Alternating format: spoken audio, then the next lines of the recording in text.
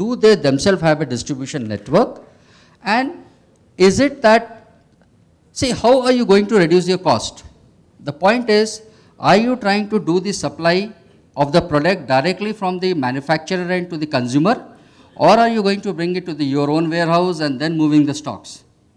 So if I break this total business, first is the manufacturing part, then you bring it to the warehouse, then warehouse to the consumer, correct? And the other part is that directly you take an order, instruct the manufacturer to supply it. So you reduce the total cost, and that is the way you can reduce the cost and give the product at a cheaper price to the consumer. Having said that, it is important to first make your own consumer base, and you need to know who are your suppliers for that. Coming back to the perishable goods, again, it is important. First, you identify your markets. You identify a strategy for it. You cannot go overall that I want to do all the things at a time. So focus on your consumer, who is your consumer, and what is his requirement about. Right? So afternoon, my name is Pratik. So right now what we can see in India is unorganized retail is more prevalent than organized retail. So sorry, come again. Organized retail is less as compared to unorganized retail. That most of the people prefer the local shops and everything. But organized retail has a capacity to invest more in terms of infrastructure and everything. So do you think that unorganized retail can survive on the facility of giving credits only, or the customer facility, proximity? That's what my question is. Are these two factors enough to tackle the problem of incoming organized sector? Okay, I think it's a very good question. For the moment, even if you see the developed countries, the mom and shops are having their own survival. So, to be very specific, do these small shops, mom and shops have the role to play in future? Answer is yes. They will have their role to play, and I have absolutely no doubt that another 25, 30 years, I don't see these shops coming out. Now, the point is, what do these people need to do differently? One thing is that they need to change with times. If the consumer behavior is on the packed products, on the quality products, then these people need to keep that products in their shelves also. Gone are the days when the product in India was sold on MRP. If you go 15 years back, 10 years back, you see a local kirana shop selling your products at MRP. Now, I don't think with this competition, actually the best thing which has happened, the competition between organized and unorganized sector, is the benefit to the consumer. If you see your parents buying most of the products at MRP, I don't think today we buy anything on MRP, do we? So that is the competition level. So these kirana shops or these small mom and shops need to change with time. They will have to reduce their margins. They will have to produce a better quality. They will have to have the branded products. And now the time is that they will need to keep the SKUs which is required by the consumer and not but what they want to sell. Yeah. Good afternoon, sir. My name is Lynette Joseph, and my query is regarding prior the globalization, the liberalization era. The major concern was that the Indian market was not ready to compete with the foreign markets.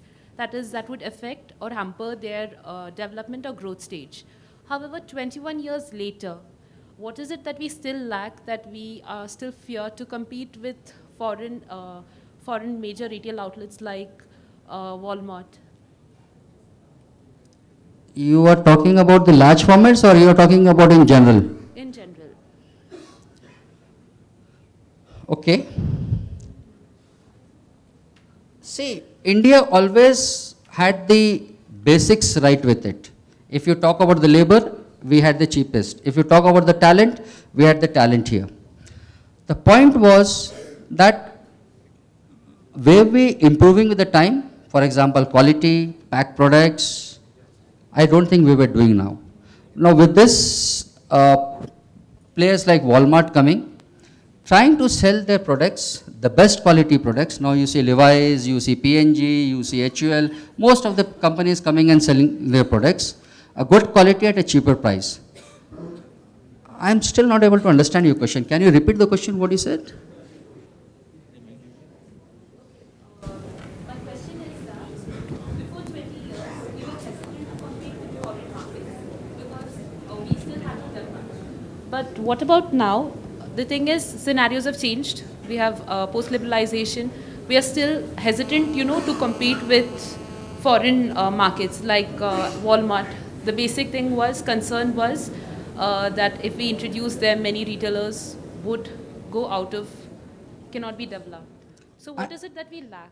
Okay, I don't think we lack at this moment. If you see any domestic Indian company, they are as competitive as anyone in this thing.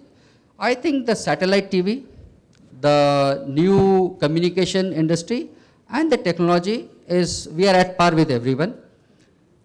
Only the thing was because there was no competition in so-called the local world, we were not very conscious of the quality. Now with this all branded people coming in, the local supplier or the manufacturer has started working on its quality, and today you see any local product is at par with anyone, be it a Bajaj, be it your Vodafone, or Videocon, or maybe your own local products, even a Mother Dairy product. If you see the Danone's coming there, you see many products, but you see Mother Dairy ice creams, Mother Dairy curd. I'm not trying to promote my company, by the way, but you see, we have the best quality there. And even the technology. I think we were lagging somewhere in the technology earlier, but today, the technology also in India is at par with anyone in world. Sir, my question was, studies have shown that milk is produced mainly in the rural areas. However, the consumption is very low in those areas. And the markets are mostly in the urban areas. So what is the industry doing to tap this market?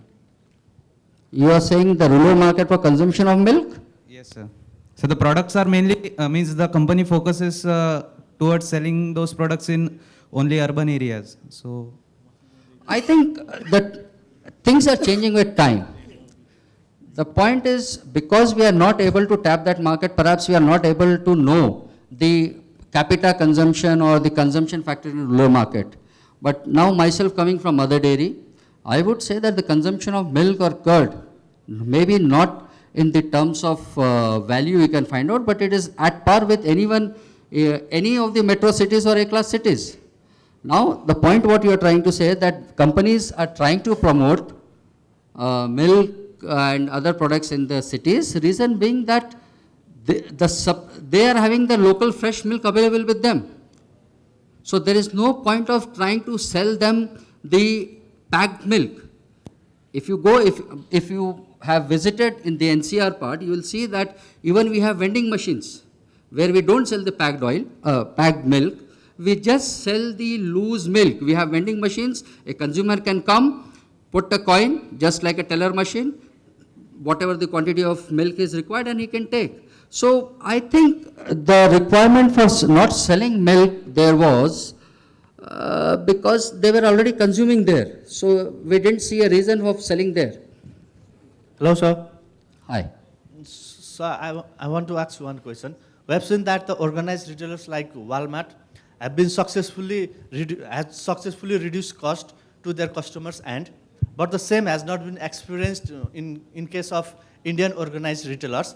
Can you highlight what are the reasons for Indian retailers not to achieve that landmark what Walmart has done? I think the most important point which India is lacking is warehousing, be it cold storage, be it anything. The biggest challenge today we have in India is warehouses. Whereas the first thing these people like Walmart, Metro, which have come, is they have made their warehouses available. They are directly getting in touch with the farmers. They are trying to directly procure the products from them and then storing. So I think the difference between them and us was that we did not have a good warehousing facilities, a cold storage. For example, if you want to keep the vegetables, Earlier, it was very difficult for a farmer to bring his vegetables and supply fresh vegetables to the market. Today, with these people coming in, and the focus has been on timely lifting of the product from the farmers or the villages, and they have a better warehousing facilities. I think that is one place where we need to work much better. Hello, good afternoon, sir. I'd like to ask you a question. How is FMCG industry exploiting the producers? You are asking me this question? Yes, sir. Are you sure? Yes, sir. So answer is there's maybe exploit. I don't think anyone is exploiting. In fact, we are helping them to get the premium to the product. So I think a wrong question to the wrong person. Sir, any strategy used by FMCG industry to promote the producers? Because you know the middleman is getting the entire profit while supplying the goods from their farmland to the industry. So what are the roles that is played by FMCG industry to facilitate the producers? See, if you see a company like ITC, they have started that e-Chopal, correct? Which is where they are trying to get directly connected to farmers. Even if you see Mother Dairy, we have almost 35,000 villages in Gujarat, in maybe in Punjab, Uttar Pradesh, and even now we have started our supplies in Maharashtra. Now I think you must be seeing there. So what were we trying to do? We are trying to get our touch base directly with the farmers. Because if we are directly in touch with the farmers, and especially a company like Mother Dairy, where we have our own cooperatives, people go and supply there, so the middleman is not there. Now, to the answer that is it 100% direct connect to the farmer? Answer is no. But definitely this is the process which is ongoing, and every company is trying to get directly in touch with the farmers. Thank you, sir. You just now mentioned that are we buying things on MRP? So we are not buying on MRP. Then why this MRP thing on a product, sir? Like when you go and buy from a particular shop a particular item, he gives you some discount on it, and he thinks as if he's doing a favor to you, right?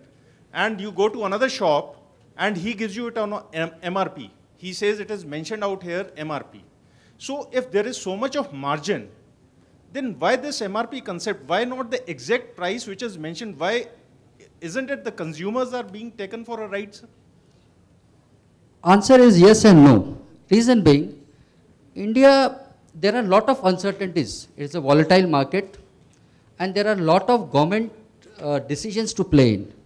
Now, a product is not manufactured in 24 hours and supplied in the market until and is a perishable good. I'm just coming from my own industry, that is the oil industry and the milk industry. I'll give you a specific answer from oil industry. Now, oil is more of a commodity thing. Every day I would say, rather I would say every hour, there is a fluctuation.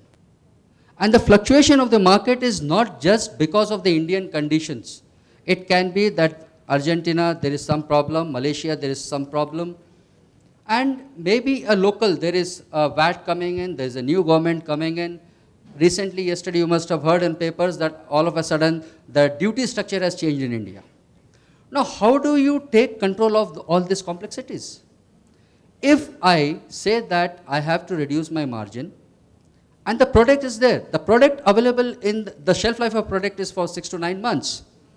And once the product is there, I buy the product from the market, I have to give it in the market, till the time I have no control on the back end.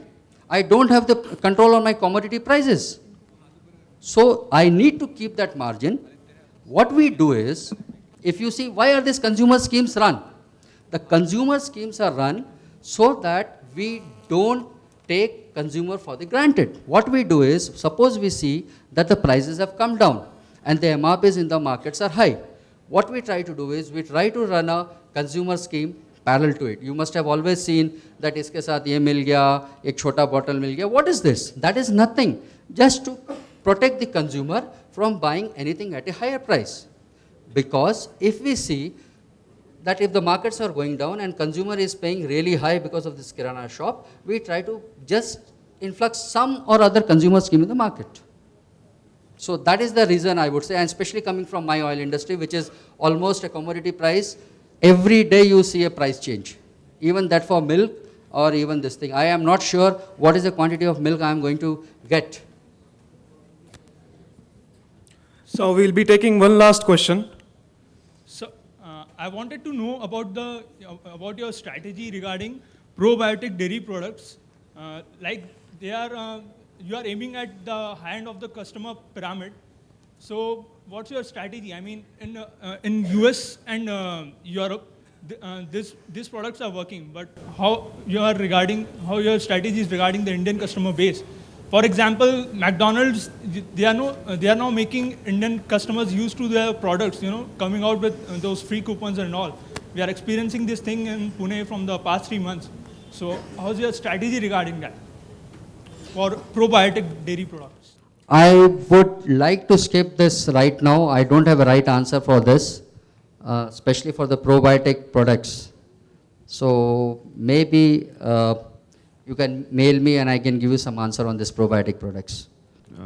Can you throw some light on that small retailers or small shopkeepers opposition to FDI in India? So it will affect retail industry or not? See, any change in India, not only in India, in this world, is not a welcome